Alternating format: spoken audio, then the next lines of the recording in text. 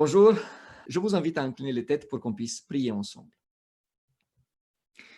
Père éternel, je te remercie pour ce beau sabbat. Je t'invite à nous accompagner, à être avec chaque personne qui regarde, qui écoute, à lui éclaircir l'Esprit Seigneur. Sois avec moi, aide-moi à parler en ton nom et à parler de telle manière que ça soit ton Esprit qui puisse travailler, qui puisse agir, Seigneur. Au nom de Jésus-Christ, je te prie. Amen.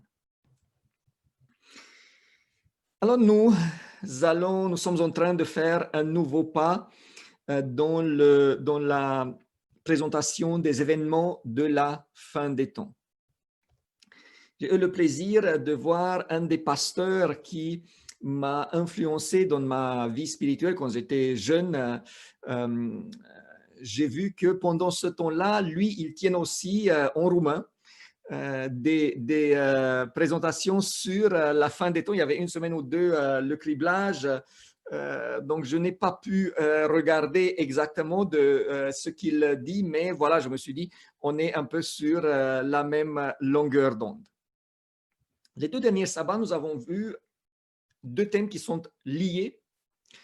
La pluie de l'arrière-saison, non, le dernier sabbat et aujourd'hui, nous avons deux thèmes qui sont liés entre elles. Le grand cri et la pluie de l'arrière-saison. La pluie de l'arrière-saison et le grand cri. D'abord, j'avais voulu faire un seul thème, mais comme j'ai vu que c'est trop grand, j'ai partagé en deux. Alors, nous avons vu donc ce qu'est la pluie de l'arrière-saison, comment est-ce qu'on peut se préparer. Et aujourd'hui, nous allons voir la suite de la pluie de l'arrière-saison parce que la pluie de l'arrière-saison n'est pas un but en lui-même. Le but, c'est ce qui suit, et ça, c'est le grand cri. La pluie de l'arrière-saison, elle est reçue pour que le dernier message, justement, qu'il puisse être proclamé. Parlons donc de ce moment. C'est le moment le plus glorieux de toute l'histoire de la planète. Le moment où la puissance de Dieu, à travers les humains, se manifestera à la manière la plus évidente. Évidemment, je ne vais pas mettre en concurrence le mont de Golgotha avec celui-là. Mais par rapport à ce que les humains font, le grand cri sera le moment le meilleur de ce que l'histoire du monde a connu. En ce qui concerne le souhait de Dieu de gagner des âmes pour le salut, jamais auparavant, le monde n'aura pas vécu quelque chose de si merveilleux. Un des plus grands désirs d'un chrétien, d'un adventiste du 7e jour, d'un disciple de Dieu, devrait être de participer à cette apothéose de l'œuvre. Mais nous avons à clarifier quelques points. Le moment, d'abord, il faut qu'on sache un tout petit peu, le moment où ça va commencer. Le moment où nous pouvons attendre le grand cri dans le cadre des événements de la fin. Ensuite, ce qui nous intéresse, c'est le contenu du grand cri. Donc, quel sera le message qui sera transmis, les effets que nous pouvons attendre suite à cela, et la manière dont ce moment se déroulera, les événements qui l'accompagnent. Pour cela, partons bien sûr de la Bible. Nous devons chercher dans la Bible l'identification de ce moment et nous allons voir que plusieurs questions se clarifient déjà suite à cela. Il y a un passage qui, selon une interprétation saine, est facilement identifiable avec le grand cri. Et ça, c'est l'Apocalypse 18, et là, les premiers versets. Allons-y. Après cela, je vis descendre du ciel un autre ange qui avait une grande autorité. et la terre fut éclairée de sa gloire. Il cria d'une voix forte, disant, elle est tombée, Babylone la grande. Elle est devenue une habitation des démons, un repère de tout esprit impur, un repère de tout oiseau impur et odieux.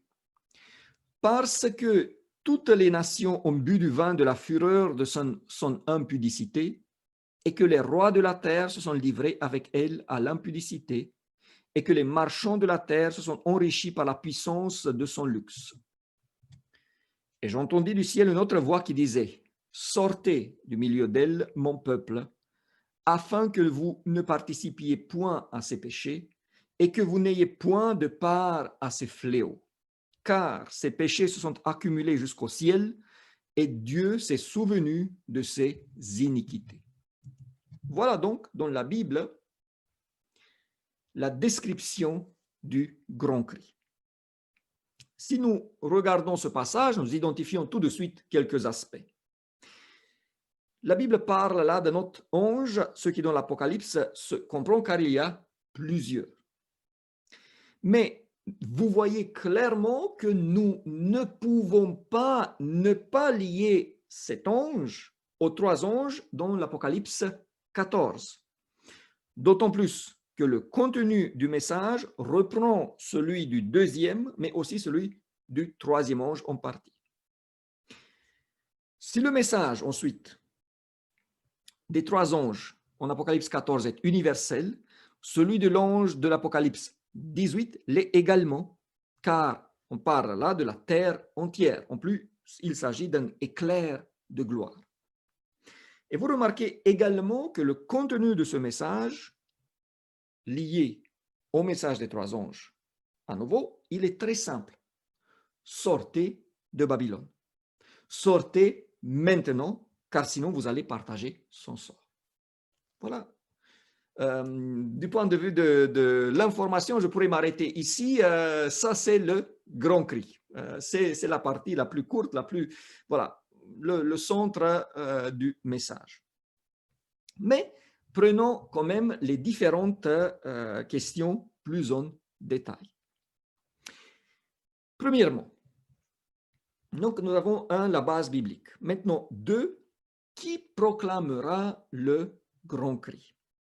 Qui seront ceux et celles qui proclameront le dernier message?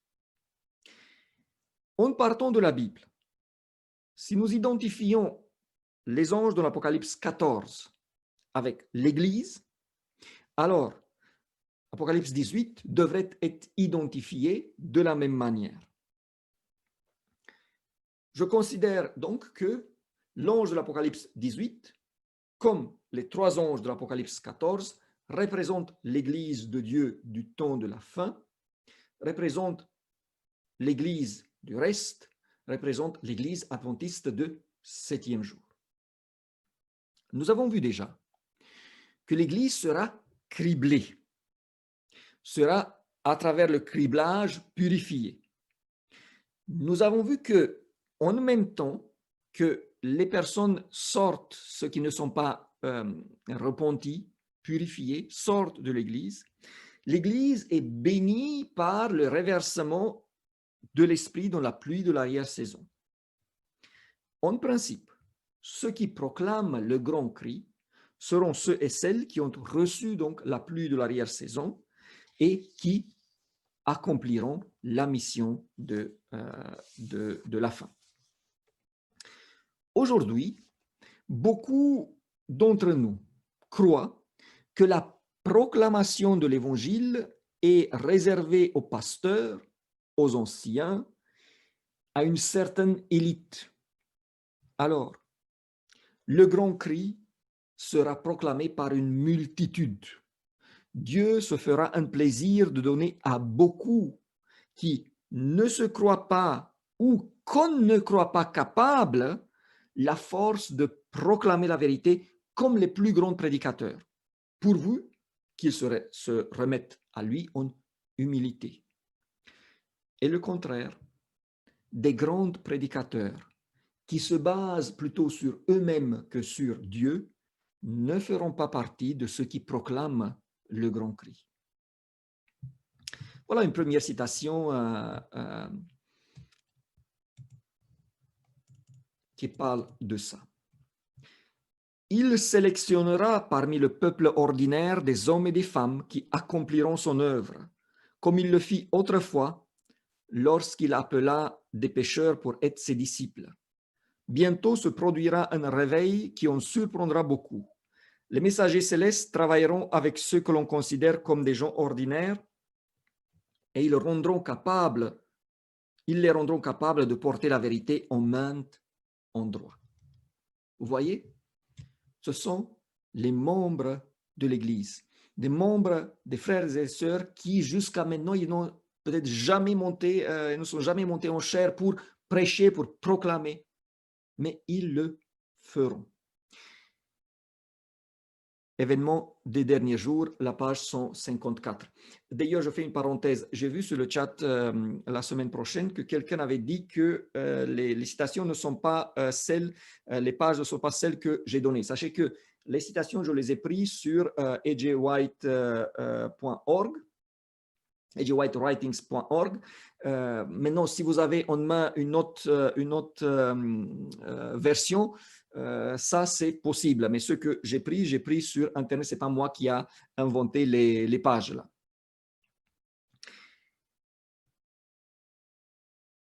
Quand le grand cri sera proclamé, même des enfants, mes frères et sœurs, seront parmi ceux qui prêcheront, parmi ceux qui proclameront d'une manière ou d'une autre.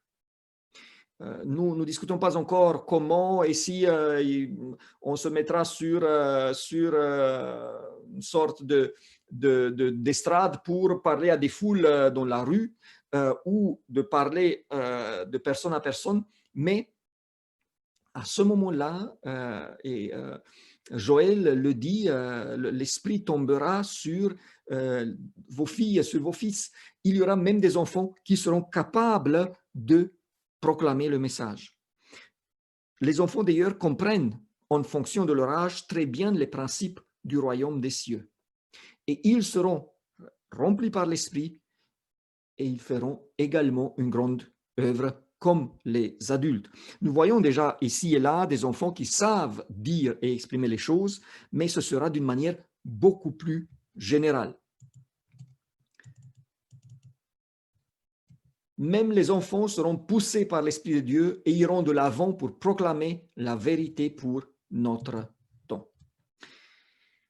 D'ailleurs, ce serait dommage et contre-productif que ce soit que les grands prédicateurs qui fassent le grand cri. Nous n'arrivions nulle part.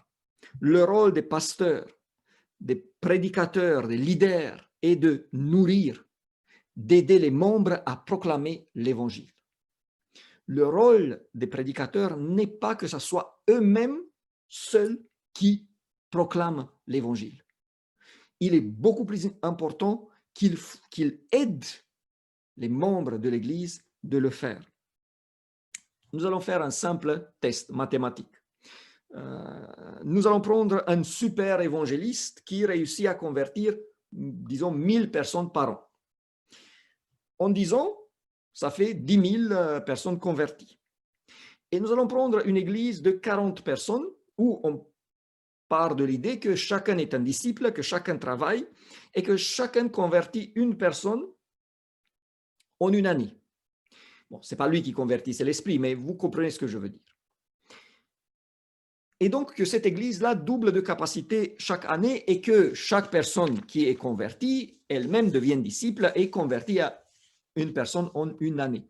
Alors, voilà ce que ça donne en 10 ans. Je répète, ce n'est pas un truc théologique, vous allez le comprendre, c'est juste un calcul mathématique.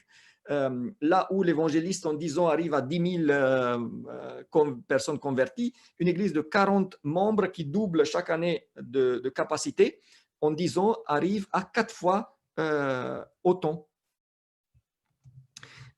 Bien sûr que ce n'est pas un calcul sans faille, car ceux et celles qui sont convertis par l'évangéliste peuvent faire aussi de même, c'est juste une image. Ce que je veux dire par contre, est qu'une Église dont les membres deviennent disciples et qui s'engagent dans l'œuvre de Dieu fera un travail énorme. Une Église dont la majorité des membres de l'Église deviennent des disciples bouleversera le monde autour d'elle. Frères et sœurs, c'est ce que nous devons faire, nos églises, là où nous sommes. Donc voilà, ça c'est le qui proclamera le grand cri. Vous et moi, j'espère. Les membres de l'Église à côté des pasteurs. Maintenant, quel sera le contenu du grand cri? Qu'est-ce que nous prêcherons?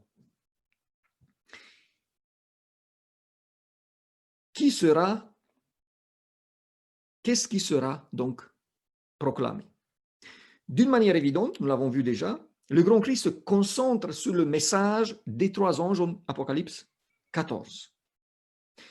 C'est pour cela que ce message doit être connu par nous, compris. Nous devons être maîtres. Nous devons pouvoir à n'importe quel moment expliquer tout ce qui est décrit là. Il s'agit donc d'avertir le monde par rapport à la marque de la bête qui sera imposée au moment où des lois seront données pour obliger les gens à observer le dimanche.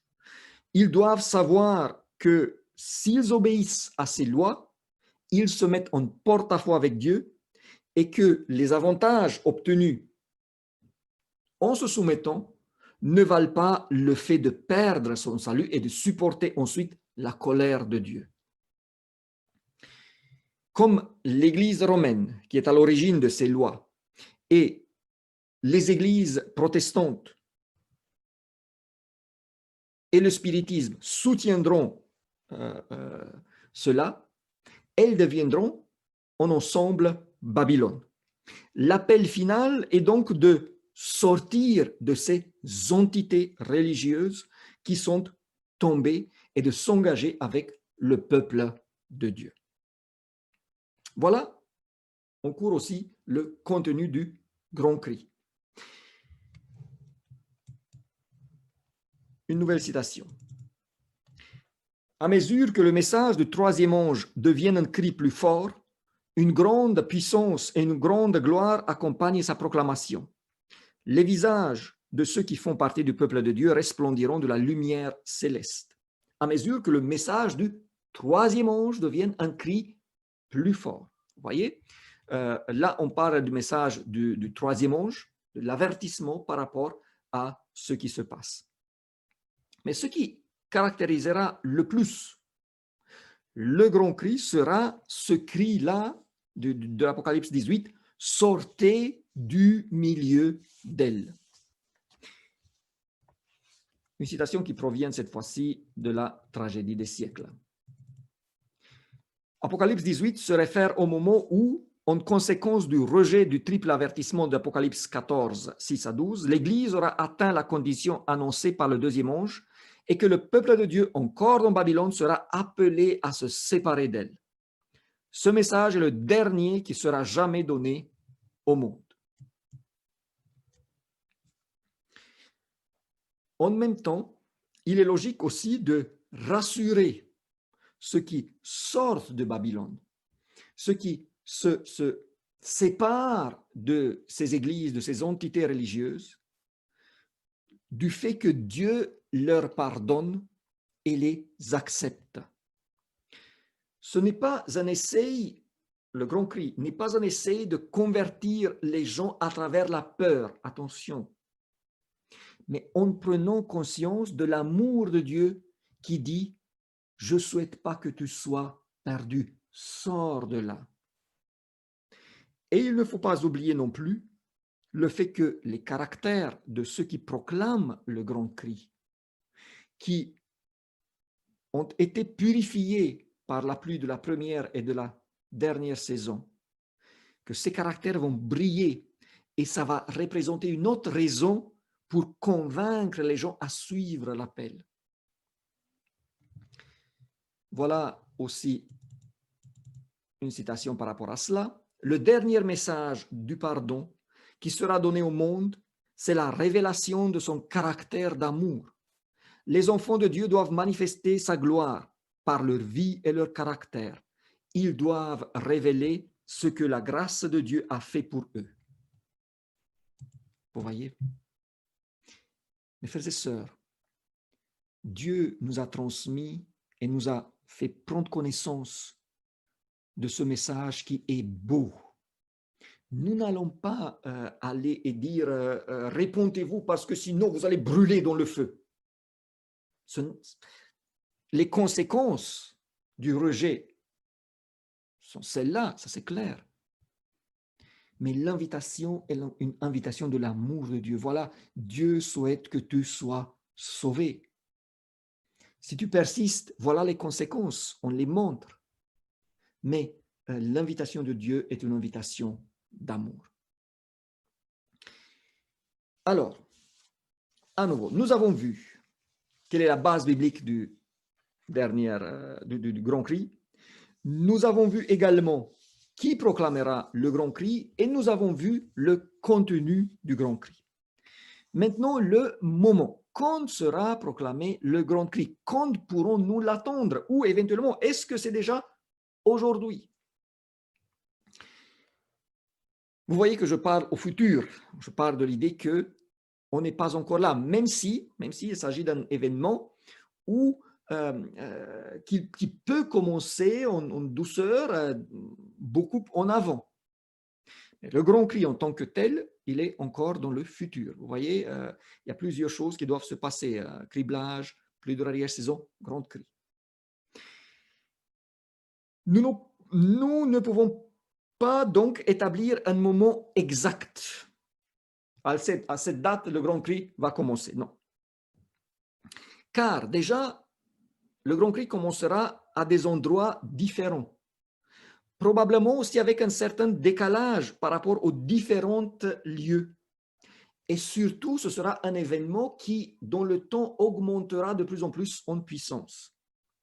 Mais là aussi, le point charnière, le moment qui nous permet d'établir concrètement où nous sommes, est lié à l'imposition des lois concernant le dimanche. Et vous voyez à nouveau quelle importance les lois du dimanche ont.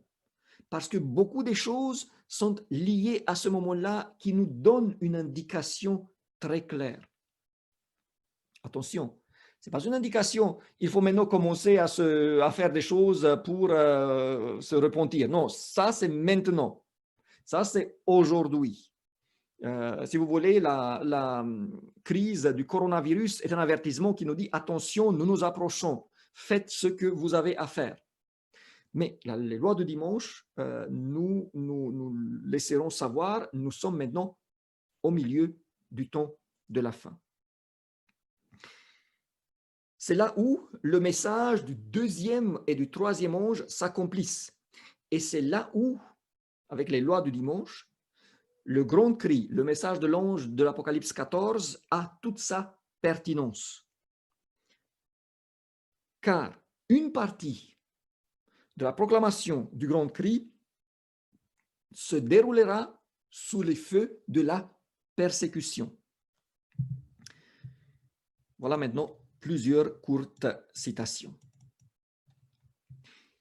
Apocalypse 14:8. Comment cela se réalise-t-il? En contraignant les hommes à accepter un faux sabbat, en position de la loi du dimanche, événement des derniers jours.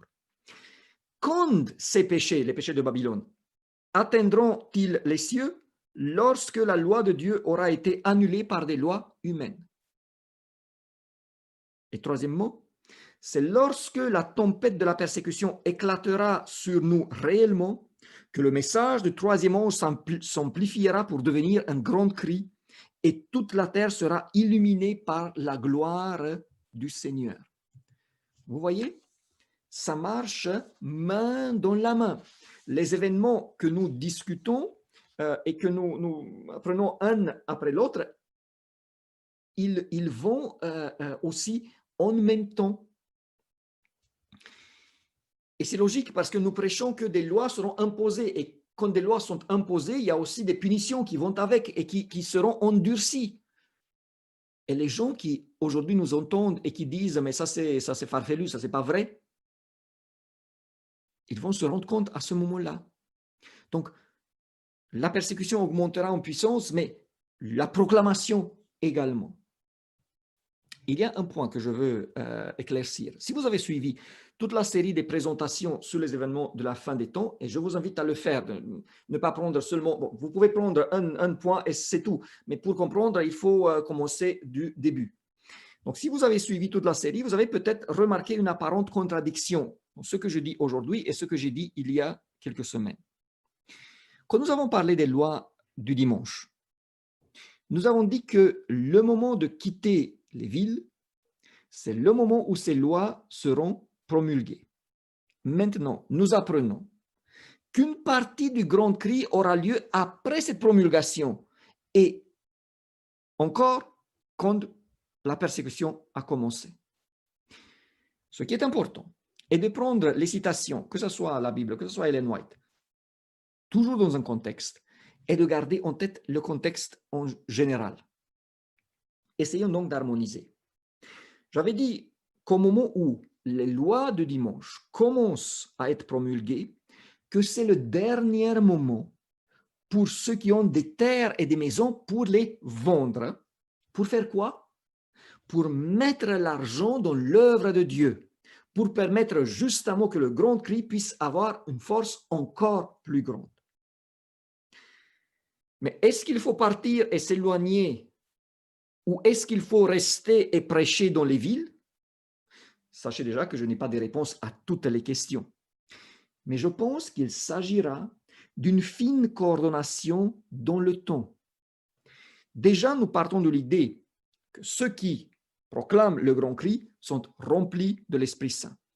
Ça veut dire que l'Esprit les conduira à prêcher tant que la porte de la grâce sera encore ouverte et qu'il leur fera comprendre quand ce n'est plus la peine de le faire et de se retirer loin de grandes villes, dans des endroits qu'ils ont préparés à l'avance ou non. Quelqu'un qui aime Dieu et ses prochains ne va pas partir quand il sait que des âmes précieuses peuvent encore être sauvées. Il préfère risquer sa liberté et sa vie pour justement proclamer. Mais une fois que rien ne peut être gagné de plus, là, essayer de s'éloigner du principal théâtre du conflit, de là où tomberont en principal les fléaux, c'est la chose à faire. Vous voyez, il y a une coordination dans le temps. Dès que le temps de la grâce est fini, dès que les lois de dimanche sont données, c'est le grand cri. Il faut aussi penser maintenant, il n'y a pas énormément de temps. On va prêcher, et puis quand la grâce est finie, là, tout de suite, très vite, il faut partir.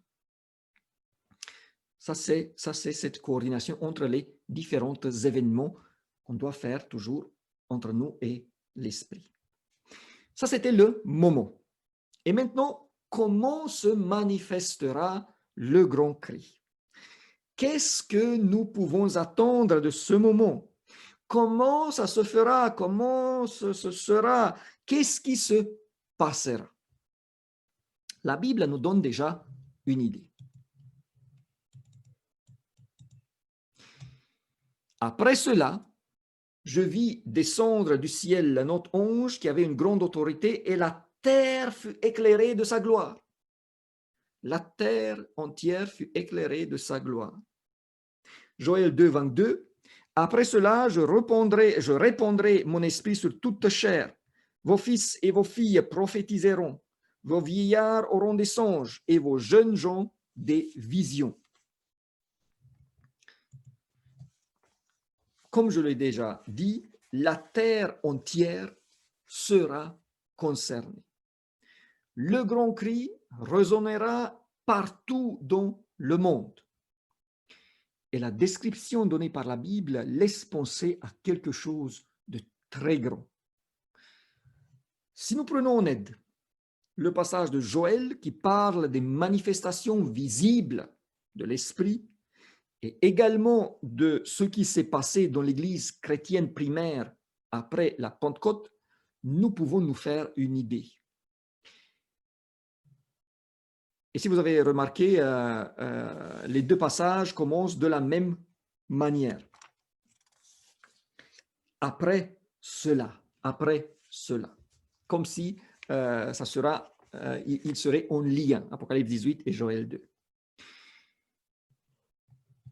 Voilà une description de la tragédie des siècles, citée aussi dans les événements des derniers jours, et ensuite une deuxième. Des serviteurs de Dieu, le visage rayonnant et resplendissant de consécration, se hâteront d'aller proclamer de place en place le message des cieux. Ce sont des milliers de voix qui, par toute la terre, donneront l'avertissement final. Des miracles seront opérés, les malades seront guéris, des signes et des merveilles accompagneront l'action des croyants. Frères et sœurs, nous avons parlé du faux réveil et nous avons parlé des miracles qui seront faits par les serviteurs de Satan. Mais justement, ce faux réveil essaye de remplacer, de tromper, de fausser le vrai réveil. Alors, voilà à ce que nous pouvons nous attendre. Des miracles, une proclamation avec une puissance extraordinaire. La grande œuvre de la prédication évangélique ne se terminera pas avec des manifestations de la puissance de Dieu moindres que celles qui ont marqué les débuts de l'Évangile. Les prophéties qui ont été accomplies par le don de la première pluie au commencement de la prédication évangélique s'accompliront à nouveau avec la pluie de l'arrière-saison lorsqu'elle s'achèvera. C'est quelque chose de grand, n'est-ce pas? Je pense que c'est même difficile à s'imaginer comment ça sera, parce qu'aucun d'entre nous n'a vécu quelque chose de pareil.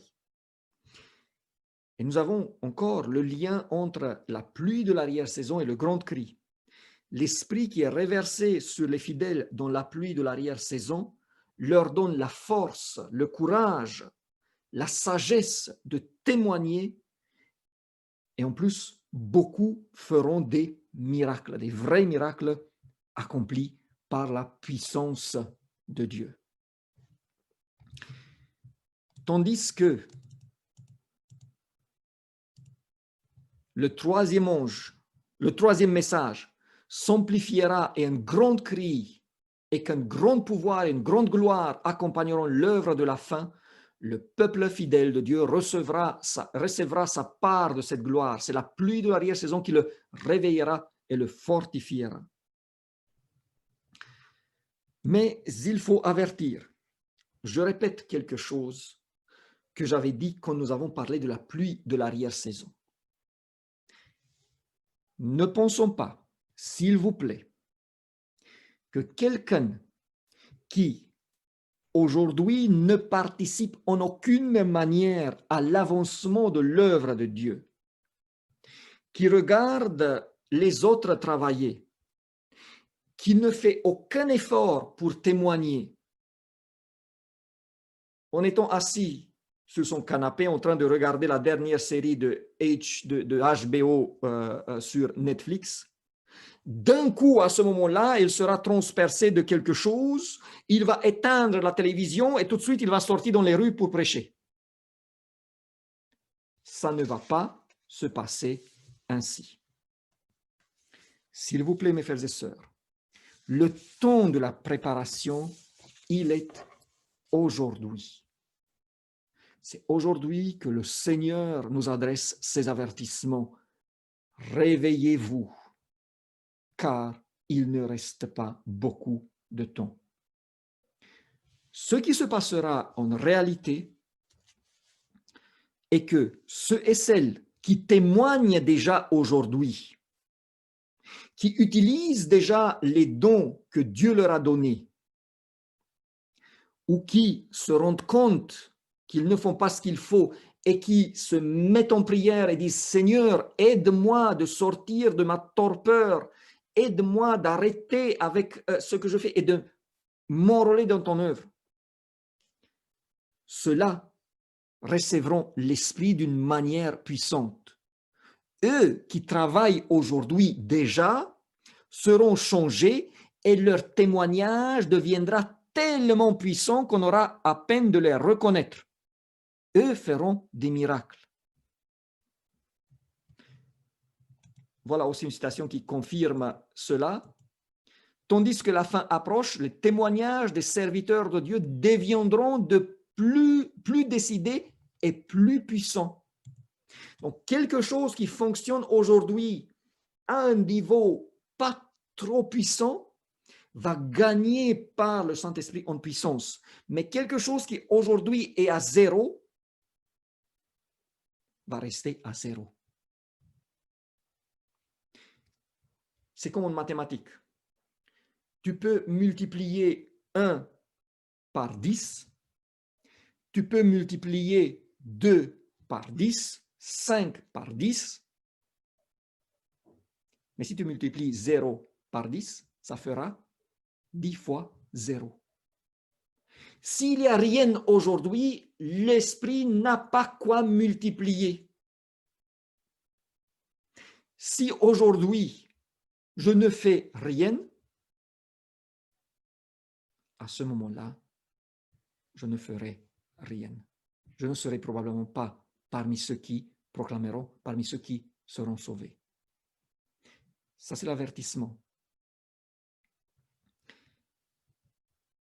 Mais des personnes qui aujourd'hui essaient de faire tout, mais qui, par exemple, en public, ils ont de la peine à dire 2 phrases devant des personnes qui réussissent à peine à répondre à une question dans une classe d'école de sabbat, mais qui font aujourd'hui tout ce qu'ils peuvent pour le Seigneur, eux, ils seront remplis d'une telle sagesse que les personnes les plus intelligentes ne pourront pas leur tenir tête.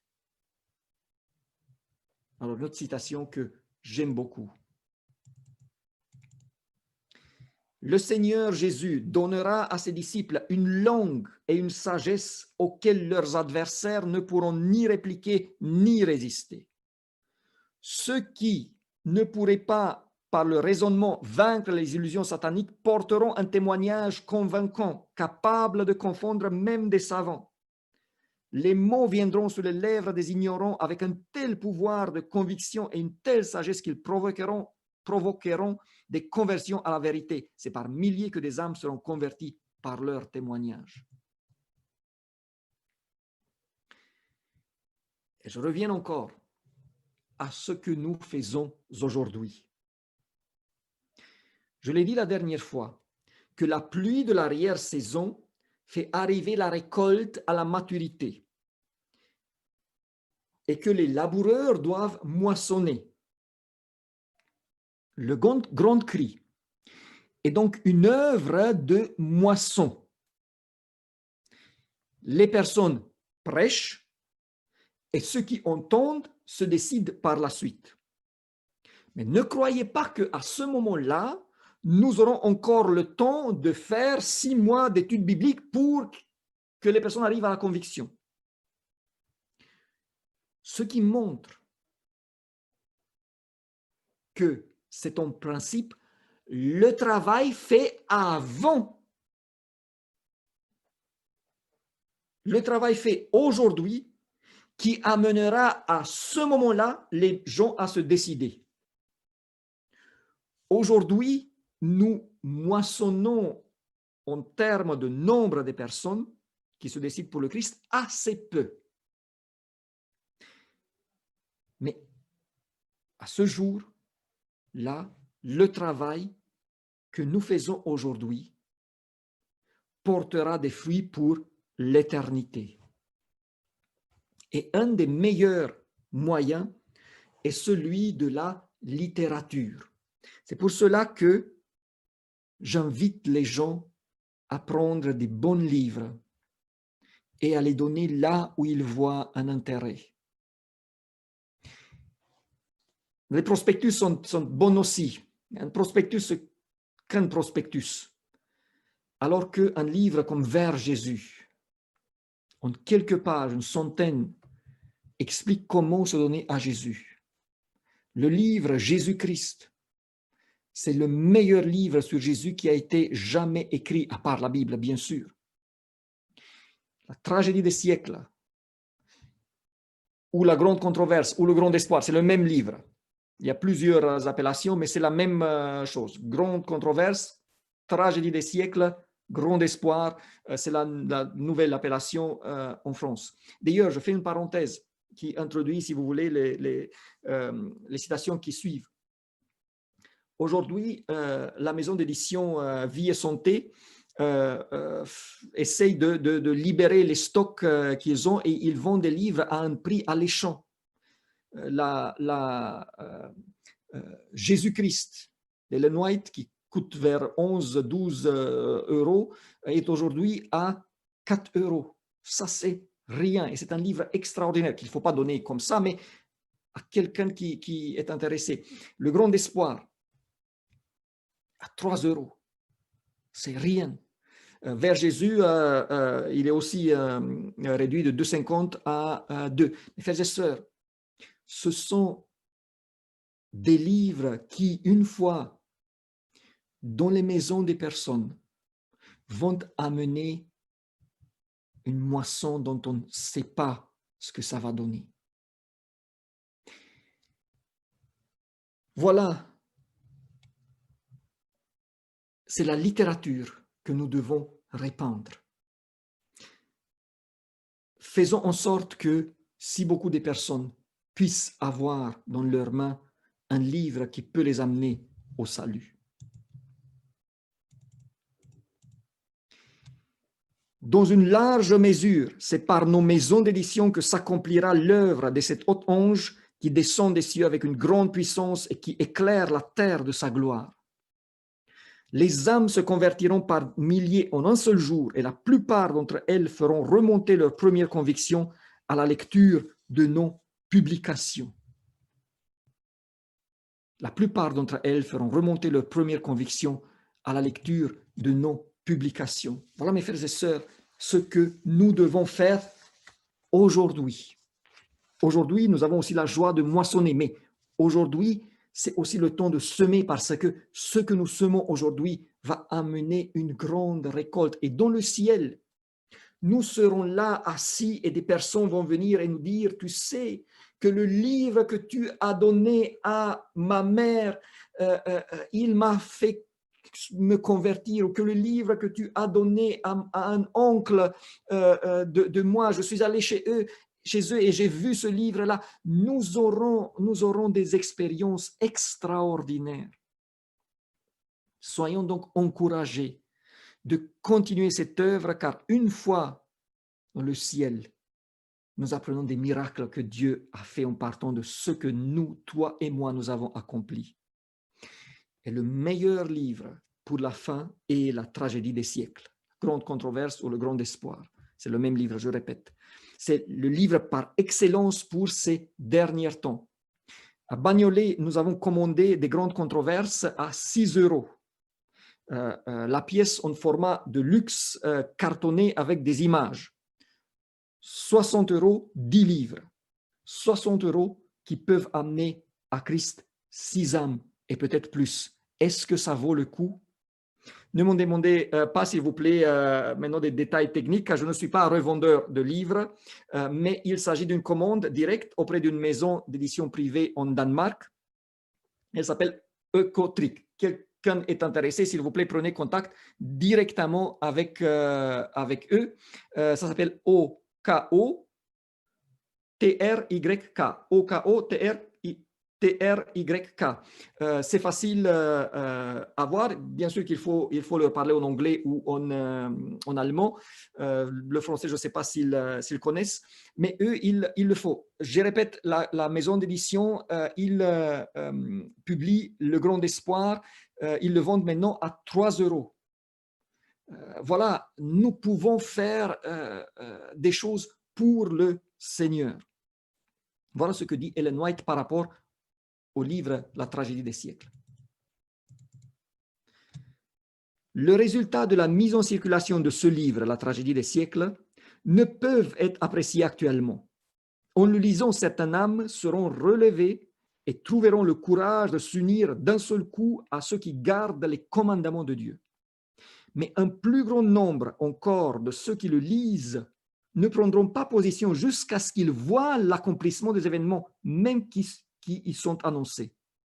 L'accomplissement de quelques-unes des prédictions inspireront la foi dans l'accomplissement des autres, et lorsque la terre sera illuminée de la gloire du Seigneur vers la fin de notre œuvre, de nombreuses âmes prendront position à l'égard des commandements de Dieu en conséquence de cette influence. Voilà noir sur blanc, ou blanc sur bleu si vous voulez, le fait que ce livre contribuera d'une manière spéciale à la fin, à la finition de notre œuvre. En Roumanie, la maison d'édition, nous avons pu visiter avec nos collègues, et nos collègues ont dit, mes collègues ont dit, mais comment ça se passe qu'en Roumanie, c'est ça, une grande maison d'édition, et chaque année, ils choisissent un livre de l'année qu'ils vendent à un prix très très bas pour qu'il puisse être distribué en masse. Et l'année dernière, c'était La tragédie des siècles, à quelques centimes, même pas un euro, je pense, pour que ce livre soit distribué. Je recommande à nos églises, faisons des projets pour distribuer le livre La tragédie des siècles.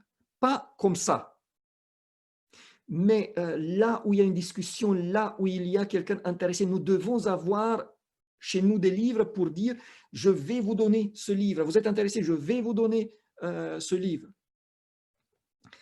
C'est quelque chose d'important. Quand j'étais jeune pasteur à Bucarest, il y avait dans le cours de baptême un monsieur qui avait subi un AVC et qui était en train de récupération, mais qui était quelqu'un qui avait fait des inventions au niveau hydraulique. C'était un ingénieur assez connu. Et je suis allé les visiter, je leur ai demandé, mais comment est-ce que vous avez connu l'Église? Parce qu'ils n'avaient pas des personnes dans la famille. Et ils m'ont dit que je me souviens même plus comment quelqu'un de leur famille écoutait la radio Voix de l'Espérance, et il a récupéré, je ne sais pas comment, un livre, La tragédie des siècles, et leur a donné ou leur a parlé de ce livre. Par la suite, ils ont à nouveau écouté la radio La Voix de l'Espérance, et il y avait un don, donc ils ont annoncé ceux qui veulent donner des vêtements ou des fruits pour des enfants pauvres peuvent le faire, et ces personnes-là qui maintenant connaissaient cette radio à travers La tragédie des siècles se sont inscrites. Quelqu'un est venu, il a continué à leur parler de Dieu, les visiter, et j'ai eu la joie de baptiser lui et son épouse en partant du livre La tragédie des siècles. Et le temps de grandes cris, des expériences comme celle-ci, nous entendrons des milliers, mais il faut qu'il y ait une moisson, qu'il y a un ensemencement auparavant. Il faut que maintenant, nous faisons l'œuvre que Dieu nous demande de faire. Et il y a une chose dont ni la Bible ni Ellen White ne parlent, et dont je crois que jouera aussi un rôle important. Je pense que vous le devinez, ça c'est l'Internet. L'Internet n'est pas là pour remplacer le travail direct avec les personnes. Mais par rapport à cet ensemencement, et peut-être même pour la moisson, je crois, moi, que l'Internet peut être un outil puissant pour convaincre les personnes de la vérité. Je pense notamment à ceux dont on ne parvient pas à les atteindre autrement. Je pense aux pays où il y a aujourd'hui interdiction de prêcher. Là, l'Internet pourra faire des merveilles. Et maintenant, enfin, nous avons vu qui proclamera, à quel moment, le contenu du message, la manière dont ça va se faire. Maintenant, quel sera le résultat? Qui seront les convertis et à combien nous pouvons nous attendre? Vous savez, nous sommes toujours intéressés par des chiffres. Combien? Commençons par un bémol. Ne nous attendons pas que la majorité des personnes autour de nous acceptent le message. Ne nous attendons pas non plus que partout où nous allons proclamer, les gens nous recevront avec des fleurs. Non, la plupart de ceux qui nous entendent vont refuser et une grande partie se tourneront contre les messages et les messagers. Les pasteurs et les prêtres visés qui forment Babylone prendront une position claire contre nous.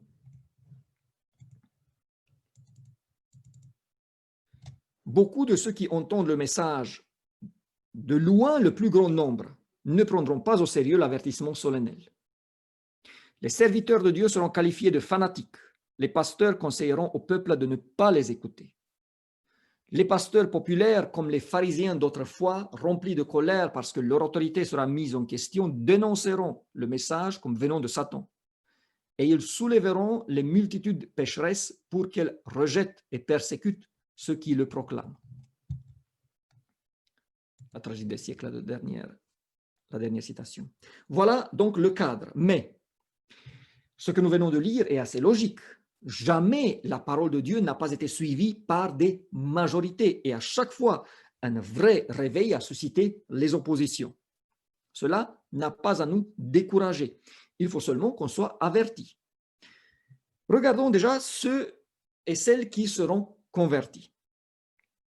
Le grand cri est adressé selon la Bible à ceux qui sont en Babylone, que nous avons déjà identifiés. Dieu considère un grand nombre de ces personnes les siennes. Il les appelle mon peuple. C'est donc des églises traditionnelles, catholiques, protestantes, que sortiront la plupart des personnes. D'un côté, ce sont des personnes qui n'ont pas encore pris une décision finale pour la vérité, et de l'autre côté, des personnes qui n'ont pas eu jusque-là la possibilité d'entendre la vérité, qui ne se sont pas positionnées contre la vérité, et là seront les sauvés. Dieu a ses représentants dans toutes les églises. Ces personnes n'ont pas eu l'occasion d'entendre les vérités cruciales pour ces derniers jours lors des circonstances qui auraient amené à une conviction dans leur cœur et leur esprit. Par conséquent, elles n'ont pas, en rejetant la lumière, compromis leur relation avec Dieu. Un certain nombre de personnes ne voient pas maintenant la nécessité de prendre position, mais ces choses influencent leur vie et lorsque le message sera annoncé avec une grande voix, elles seront prêtes à le recevoir. Elles n'hésiteront pas longtemps, elles sortiront et prendront position. Il faut préciser que les personnes qui appartiennent à Dieu et qui sont dans les autres églises, parce qu'ils n'ont pas, eux, plus de connaissances, peuvent être sauvés. Si elles ont vécu et pratiqué la connaissance qu'ils ont, eux. Ça, c'est une chose importante. Parfois, nous, les adventistes, nous oublions cela. Il peut y avoir des personnes qui sont et qui restent dans leurs églises traditionnelles, mais qui pratiquent tout ce qu'ils connaissent. Et Dieu peut les sauver. Mais ce sont elles qui, au moment du grand cri, sortiront. Moi, personnellement, je crois aussi que beaucoup de musulmans, de juifs et des adeptes des religions orientales seront également parmi ceux qui se convertiront. Notre Église fait aujourd'hui des efforts et je suis conscient que l'Esprit de Dieu est à l'œuvre, même si je ne connais pas les détails et je ne peux pas non plus m'imaginer aujourd'hui toutes les modalités par rapport à ces populations-là. Il faut également préciser que beaucoup de personnes qui ont connu la vérité et se sont ensuite écartées reviendront et s'ajouteront à nous. Même si il ne faut pas attendre avec ces personnes-là jusqu'au dernier jour. De nombreuses âmes qui se seront écartées du bercail reviendront pour suivre le grand berger. Et maintenant que nous avons vu qui sera converti, regardons ensemble à quoi nous pouvons nous attendre du point de vue du nombre des convertis. Comme nous avons vu, ce n'est pas la majorité, mais le nombre, mes frères et sœurs, sera quand même très grand. Voilà à nouveau une citation de la tragédie des siècles. Les péchés de Babylone seront mis en évidence. Les terribles résultats de l'obligation faite par l'autorité civile d'observer les lois de l'Église, les harcèlements du spiritisme, les progrès surnois mais rapides de la papauté, tout sera démasqué. Les peuples seront touchés par ces avertissements solennels. Milliers par milliers, ils entendront des paroles comme ils n'ont jamais entendu jusque-là. Des milliers et des milliers. Une nouvelle citation qui parle à nouveau des milliers. Des milliers, lors de la 11e heure, découvriront et reconnaîtront la vérité. Ces conversions à la vérité se produiront avec une telle rapidité que l'Église en demeurera surprise et que le nom de Dieu seul sera glorifié. Des milliers se convertiront à la vérité en un seul jour, parce qu'à la 11e heure, ils reconnaîtront et respecteront la vérité et accueilleront l'action de l'Esprit de Dieu. Et quand nous parlons des milliers, il faut compter, selon ces citations-là, des milliers par jour, chaque jour à ce moment-là, comme au temps de la Pentecôte. Et j'ai encore une citation qui vise un autre aspect, mais qui nous aide à faire un calcul. En dépit de l'obscurité spirituelle et de l'éloignement de Dieu qui existe dans les églises constitutives de Babylone, le grand corps des vrais disciples de Christ se trouve encore dans leur communauté. Ça veut dire, mes frères et sœurs, et ça c'est la dernière citation pour aujourd'hui, et je fais une parenthèse, cette citation a été interprétée dans tous les sens, mais elle dit tout simplement que la majorité de ceux qui seront sauvés sont aujourd'hui encore hors de l'Église adventiste. Ce qui laisse à penser qu'au moins le nombre de fidèles, si demain commence le grand cri, qu'au moins le nombre de fidèles qui sont aujourd'hui sera doublé. Avec aussi une partie qui quittera l'Église lors du criblage.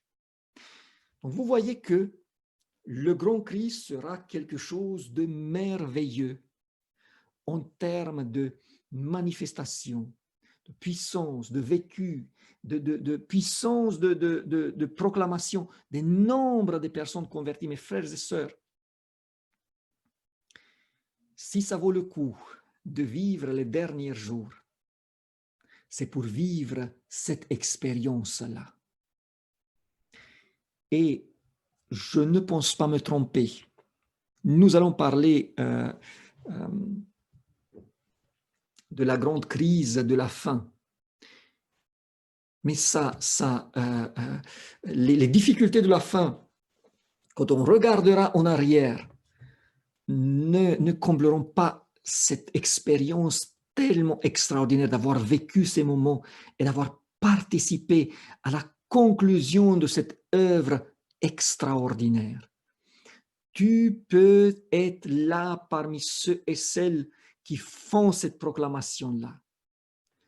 Commence dès aujourd'hui. N'attends pas demain. Mettons-nous sur nos genoux et demandons à Dieu la force, la sagesse de le faire. Et Dieu répondra à nos prières, je vous assure.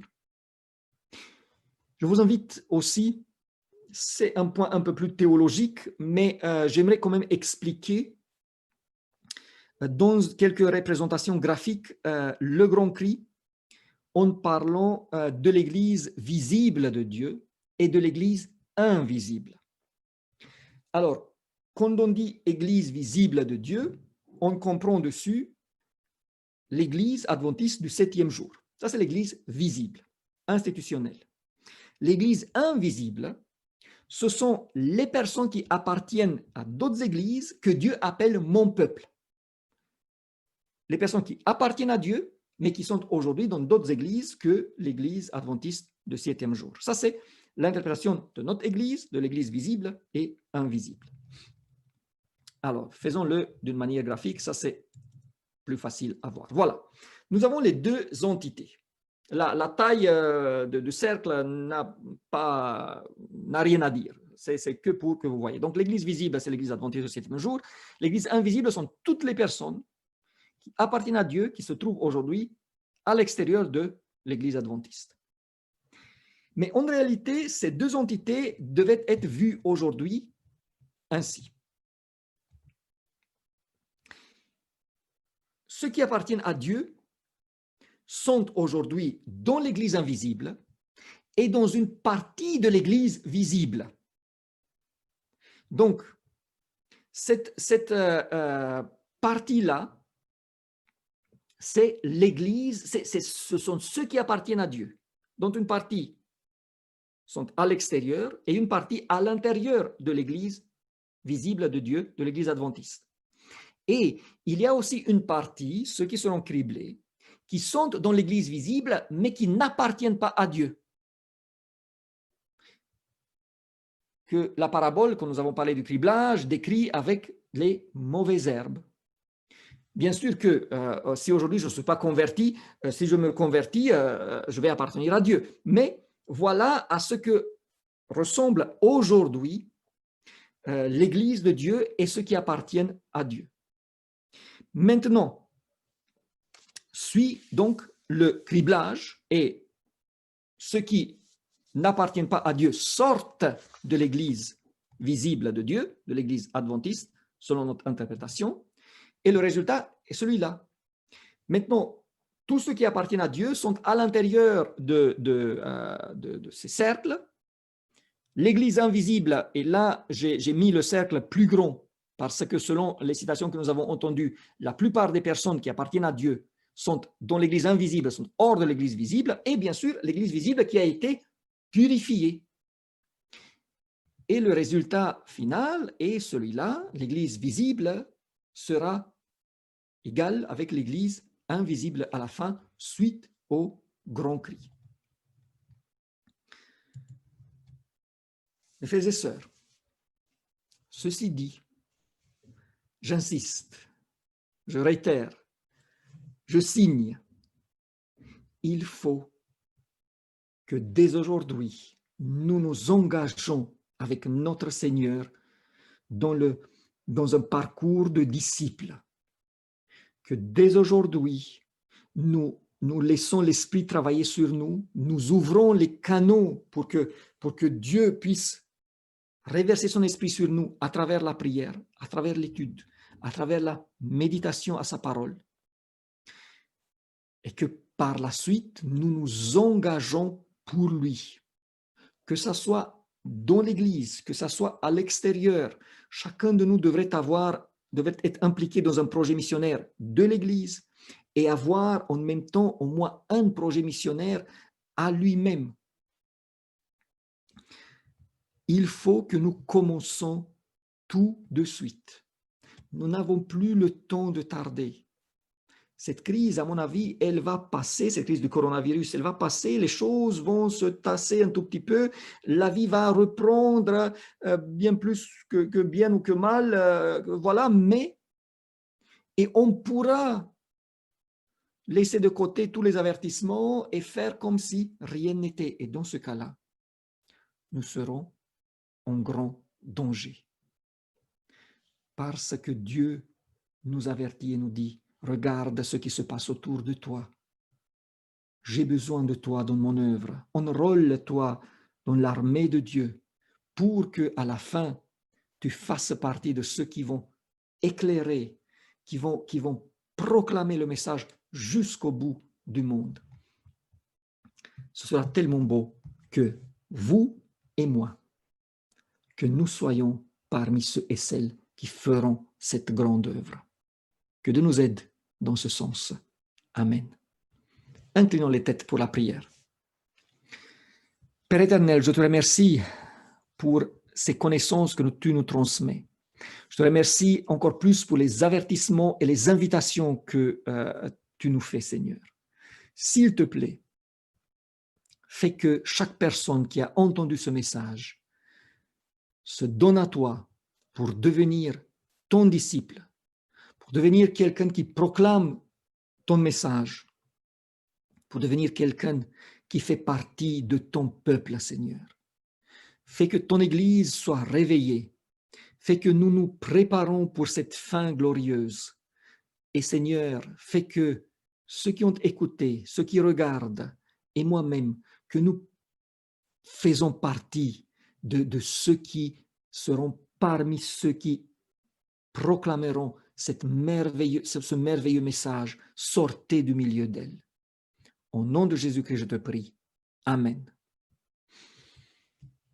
Merci, mes frères et sœurs, de m'avoir écouté. Je vous annonce que samedi prochain, si Dieu veut, nous allons étudier le sermon. Nous allons commencer, vous voyez, nous approchons quand même de la fin. J'espère, je dis toujours si Dieu veut, parce que j'espère toujours terminer la présentation avant que vienne l'échéance. Mais voilà, si Dieu veut, ça sera le scellement. N'oubliez pas que ce soir, nous avons aussi une rencontre à 20h autour de l'épître aux Hébreux, où nous avançons à petits pas maintenant, alors qu'avant, c'était chaque soir. Et les enfants sont attendus à 19h. Je vous souhaite un très beau sabbat encore, un bon après-midi. Que Dieu vous bénisse. Au revoir.